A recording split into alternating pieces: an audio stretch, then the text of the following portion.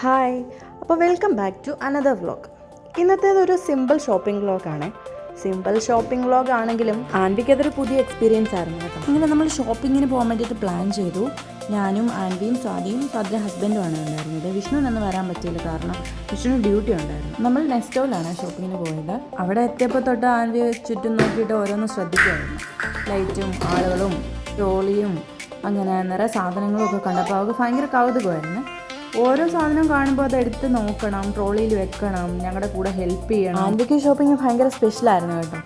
കാരണം ഇത്ര അറിവായതിനു ശേഷം ഫസ്റ്റ് ടൈമാണ് അവളിങ്ങനെ ഷോപ്പിങ്ങിന് പോകുന്നത്. അതുകൊണ്ട് ഓരോ കാര്യത്തിലും അതിൻ്റേതായ എക്സൈറ്റ്മെൻ്റ് ഒക്കെ ഉണ്ടായിരുന്നു. അങ്ങനെ നമ്മൾ ബില്ലൊക്കെ അടച്ചിട്ട് മുകളിലത്തെ സെക്ഷനിലേക്ക് ഒന്ന് പോയിട്ടുണ്ടായിരുന്നേ. അതിൻ്റെ ഇടയ്ക്ക് ആൻവിക്ക് ഒരു ചെറിയ ബാഗ് ഭയങ്കര ഇഷ്ടപ്പെട്ടു. അവൾ അത് എടുത്ത് പിടിച്ചൊരു നടക്കുമായിരുന്നു. അത് പിന്നെ വിട്ടില്ല. അങ്ങനെ പിന്നെ അത് വാങ്ങിച്ചു. അവൾക്ക് ബാഗ് എന്തോ ഭയങ്കര ഇഷ്ടമാണ്. പിന്നെ നമ്മൾ കുറച്ച് നേരം കൂടെ അവിടെയൊക്കെ ചുറ്റിക്കറങ്ങി നടന്ന് അവളെ എവിടെയെല്ലാം ഒന്ന് കാണിച്ചു. പിന്നെ അവിടെ നിന്ന് നമ്മൾ നേരെ ലൈഫിലോട്ടാണ് പോയിട്ടുണ്ടായിരുന്നത്.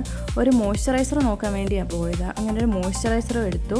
അപ്പോഴാണ് അവിടെ ബി പി ചെക്ക് ചെയ്ത് കൊടുക്കുന്നുണ്ടത്. അപ്പോൾ ഒന്ന് നോക്കാമെന്ന് വിചാരിച്ചു. കാരണം പ്രഗ്നൻസി സമയത്ത് എനിക്ക് ബി പി ഉണ്ടായിരുന്നു. അങ്ങനെ ബി പി ഹൈ ആയിട്ട് എൻ്റെ ഡെലിവറി 8 മന്ത്സിലായിരുന്നു ഉണ്ടായിരുന്നത്. അപ്പോൾ പിന്നെ പ്രഗ്നൻസിക്ക് ശേഷം ബി പി ഒന്നും ചെക്ക് ചെയ്തിട്ടില്ലായിരുന്നു. അപ്പോൾ നോക്കാമെന്ന് വിചാരിച്ചു.